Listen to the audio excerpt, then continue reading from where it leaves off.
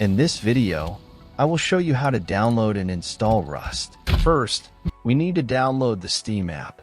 Open your Google Chrome and search for store.steampowered.com. Link in description. Click on the Install Steam button on this page.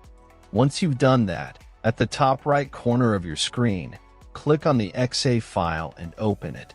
Complete the installation, and once finished, open your Steam app.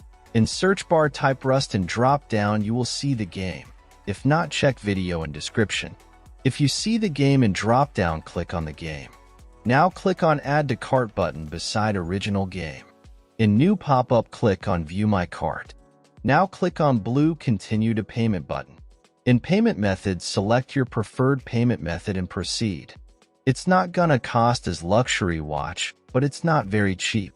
After you're done with payment, next steps I will show with game I already own.